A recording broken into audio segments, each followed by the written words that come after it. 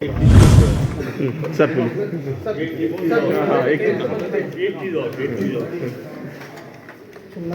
मैंने सामने तक सेक्रेटरी को कहा है, सुझाव दिया है कि हमारे यहाँ महुआ काफ़ी पर्याप्त मात्रा में होता है और महुआ पर आधारित जो ग्रामीण क्षेत्र में कंजम्पशन है, महुआ पर आधारित शराब का कंजम्पशन बहुत ज़्यादा है। हमारे आपके रोकने से भी वो नहीं रुक सकता है, वो उनके संस्कृति में, उनके आदत में ये शुमार है। तो मैंने कहा कि जिस तरह गोवा में काजू पर आधारित काजू फेनी शराब बनती है, तो क्यों नहीं हम प्लांट लगा करके महुआ पर आधारित शराब, बढ़िया शराब और कम दाम में ग्रामीणों को दें। देखिए, जब ये ग्रामीण में क्या हो रहा है, क्षेत्र में जो हम लोग का अनुभव है कि फर्मेंटेशन जल्दी हो, उसके लिए लोग केमिकल का यूज़ कर लेते हैं। परिणाम ये होता है कि डेथ भी हो जाता है, कैजुअलिटीज भी होती है। लेकिन महुआ पर आधारित यदि हम जो है सो शराब बनाते हैं और उसकी बिक्री होती है, वो भी रिफाइंड वे में, तो एक तो कैजुअलिटी नहीं होगी, स्टेट को रेवेन्यू भी मिलेगा। छत्तीसगढ़ में इस पर प्रयोग हो रहा है, फैक्ट्री लगेगी और सारी चीज़ें होंगी, तो जो अभी जो दर में दिख रहा है गांव देहात में, उसकी दर तो बढ़ेगी। हाँ, देखिए, नहीं दर बढ़ेगी नहीं, उस पर भी हम लोगों ने विचार किया। वो दो प्रकार, अगर जैसा होता है सो अभी तो ये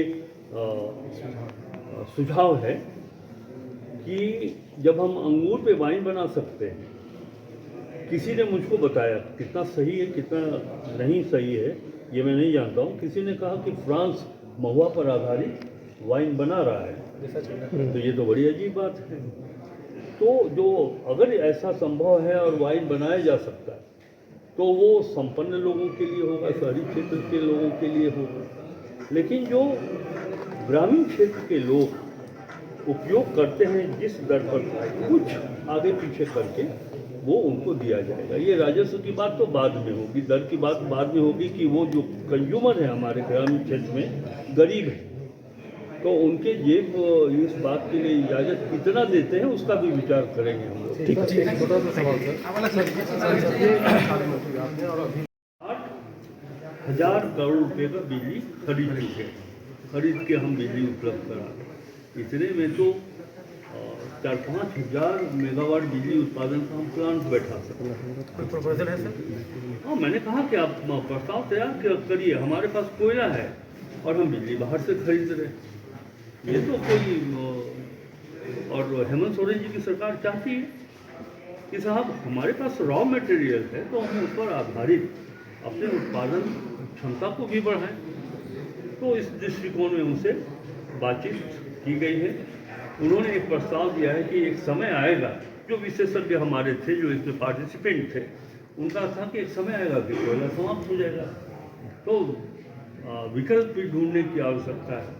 लोगों ने बताया कि पूरे विश्व में कई ऐसे देश हैं जो न्यूक्लियर पावर पर निर्भर हो रहे हैं, तो झारखंड को भी करना चाहिए।